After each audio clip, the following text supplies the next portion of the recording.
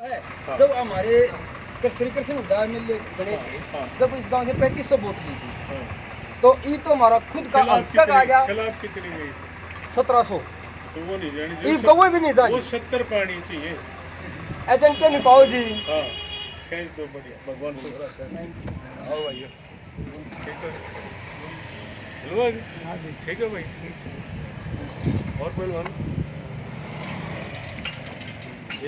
नमस्कार, मैं अजय और बड़े बड़े दिग्गज नेता कांग्रेस के आज बड़ौदा के उपचुनाव के ऊपर अपना समीकरण दिखाते हुए या हुड्डा साहब ने ड्यूटी लगाई या फिर अपने चेहरों से अपने परिवार के लोगों से मिलने का मौका सौभाग्य मिलता हुआ। क्योंकि अगर आनंद सिंह दांगी जी की बात की जाए तो महम 24 के ऊपर ऐसा से देखे जा सकते हैं कि हरियाणा की राजनीति को हिला कर भी दिखाया जा सकता था। सर, सबसे पहले आपको नमस्कार। हाँ, धन्यवाद जी। सर, कैसे हैं सर? बिल्कुल ठीक। सर, बड़ौदा चुनाव क्या रूप ले रहा?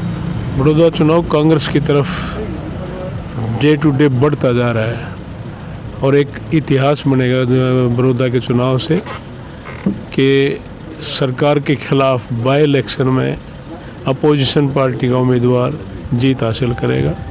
और वो जीत का कारण इसकी कुनीति सरकार की, किसान के साथ भेदभाव, गरीब के साथ भेदभाव, जवान बच्चों के साथ सारा सब कुछ, कोई रोज़गार नहीं।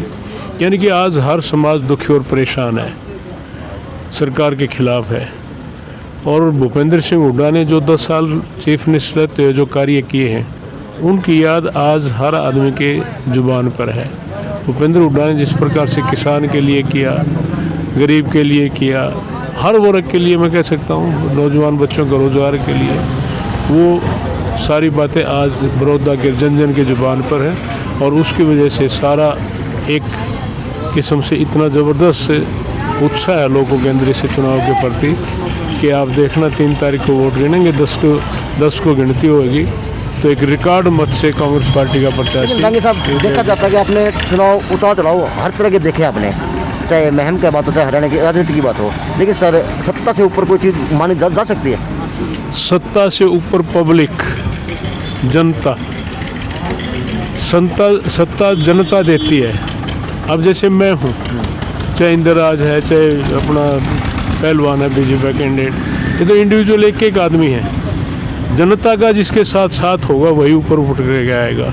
इस सत्ता से ऊपर सत्ता वत्ता कुछ नहीं है इसके सामने।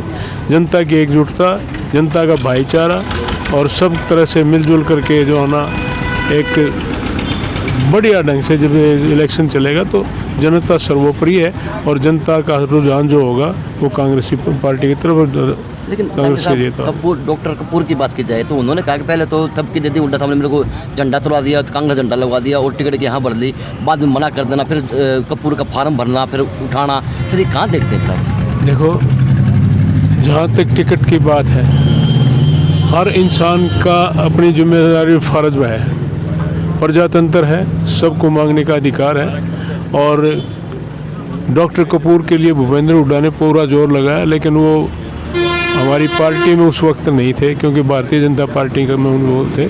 वो एक अड़चन आई उनके सामने, इसलिए कपूर को जो है ना टिकट नहीं मिल सकी। और लेकिन उनके मन में, उनकी मन भावना में भूपेंद्र सिंह हुड्डा बसे हुए थे, इसलिए जो है ना किसी के बहकावे में आकर के फार्म भरवा दिया गया। लेकिन जब बात सामने इस इलाके की मान सम्मान की आई, इज्जत की आई, किसान की बात आई, हर वर्ग की बात आई, तो डॉक्टर कपूर ने अपना फार्म विड्रॉ करके एक बहुत बड़ा काम किया है, बहुत बड़ा एहसान किया है मैं कहूँगा, और उसका नतीजा बहुत अच्छा आएगा। लेकिन सब कहीं ना कहीं कुंडू साहब भी अपनी पीठ थपथपा रहे, मैं बड़ौदा चुनाव के अंदर नया समीकरण बनवा रहा हूँ, मैम का एमएलए हूँ, किसान का बेटा हूँ। सर, क्या उनका जादू को चल पाएगा या फिर वैसे ही वो घूम रहे या अपनी राजनीति को चमकाने का काम कर रहे हैं? कहाँ है बलराज कुंडू? क्योंकि सर डॉक्टर कपूर नलवाड़ की बात की जाती है कि उन्हीं की थी और उन्होंने वो एक भारतीय जनता पार्टी का एजेंट है जी। और कपूर को टिकट ना मिलते ही एकदम से उसके पास जाना, उसको उकसाना जी। कांग्रेस पार्टी के खिलाफ किसी भी उम्मीदवार को उतारना भारतीय जनता पार्टी की मदद करना है जी। और बलराज कुंडू ने डॉक्टर साहब को पता नहीं किस तरह से होकर के जो है ना उसको उकसा करके फार्म भरवाने का काम किया, लेकिन उसके बाद उन्होंने सोच विचार करके जो इस हल्के की, इस इलाके की हित की बात सोची, भाईचारे की बात सोची, तो एकदम से विड्रॉ कर लिया।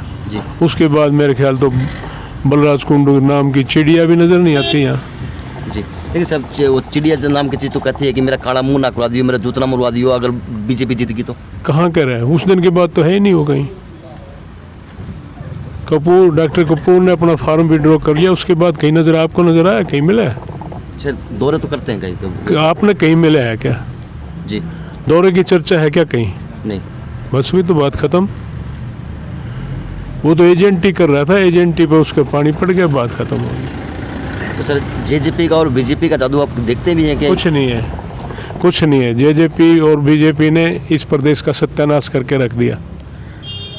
ना पानी है, ना बिजली है, ना बच्चों का रोजगार है, ना किसान की जिनिस का भाव है, कुछ भी तो नहीं है। जिस प्रकार जितनी दुर्गति आज के शासनकाल ने इस जनता की हुई, आज कभी सुनी भी नहीं, सोचा भी नहीं है, उनका नाम ही नहीं कही है। और जेजेपी वाली भी इन लोग तो आप देख रहे हो कि एक परिवार की पार्टी है, और उस परिवार में जो आज जितना बिखराव है, एक दूसरे के प्रति जो भावना निकल करके आती है, गाली गलौज तक उतर आए दोनों, कहीं दादा पोता, कहीं दादी पोता, कहीं कुछ, कहीं भाई भाई, तो उनका कोई वजूद नहीं रहा। वो सारी बात ख़त्म है। आज एकमात्र भूपेंद्र सिंह हुड्डा है, और भूपेंद्र सिंह हुड्डा की आवाज़ पर सारा बड़ौदा हल्का खड़ा होकर के इंद्र राज को जो है अपना सपोर्ट करेगा, और निश्चित रूप से इंद्र राज की कांग्रेस पार्टी की जीत होगी। दांगे साहब, जो ये सीट का चुनाव होगा, ये आन बान के साने की लड़ाई माना जाएगा या फिर ये सिर्फ एक सीट का चुनाव ही रहेगा? क्योंकि भाजपा भी जोर लगा रही। एक सीट का चुनाव तो कभी भी नहीं होता जी। अब भूपेंद्र सिंह हुड्डा यहाँ है जी, सारी हरियाणा प्रदेश की सरकार यहाँ है जी, हमारे जैसे लोग यहाँ पर आए हुए हैं जी, तो क्या वो एक आदमी का चुनाव रहेगा? जी, वो पूरी राजनीति, जी, सभी पार्टियों का चुनाव आज यहाँ पर है, और इस चुनाव के ऊपर सब कुछ टिका हुआ है। जी, जिस प्रकार से महम से आनंद सिंह दांगी का बाई इलेक्शन हुआ था, जी, और उसके बाद आनंद सिंह दांगी की जो पहचान बनी थी, महम हल्के की जो साख बनी थी, उसी प्रकार से बड़ौदा हल्का भी पूरी राजनीति में छाएगा, और एक बहुत बढ़िया मैसेज कांग्रेस पार्टी की जीत के साथ प्रदेश में जाएगा। तो सर क्या इस सीट के ऊपर सत्ता का परिवर्तन भी हो सकता है? जनता के सामने कुछ नहीं होता। जहाँ जनशक्ति है वहाँ पर कोई राजतंत्र और ताकत नहीं चल सकती उसके।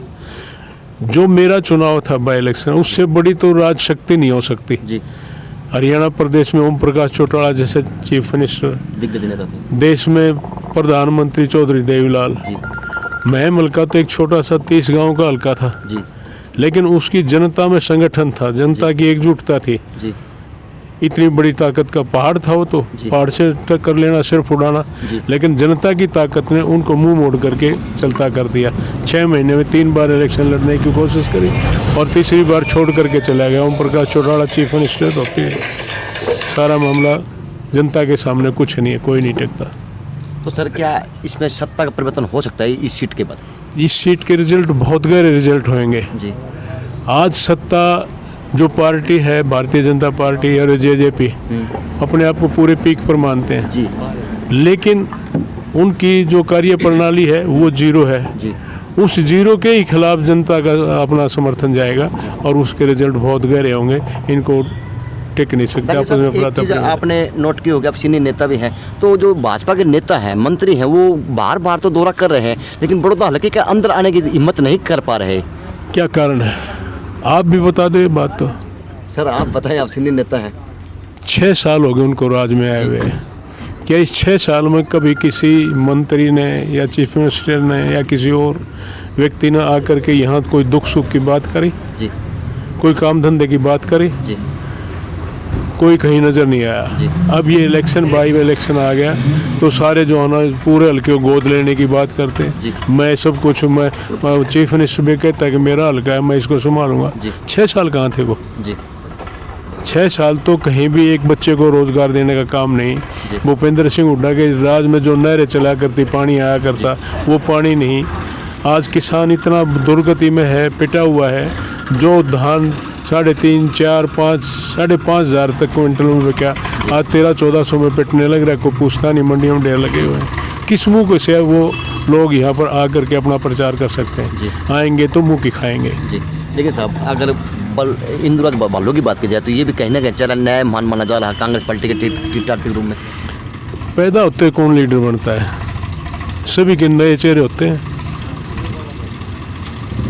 क्या आप 6 साल पहले जो आज चीफ मिनिस्टर है प्रदेश के, खट्टर साहब, इनको आप जानते थे? नहीं सर। मेरे हल्के में जन्म लिया, निंदाना गांव में जन्म लिया। मेरे मदीना का भांजा। हमने नहीं पता कौन खट्टर था, क्या था।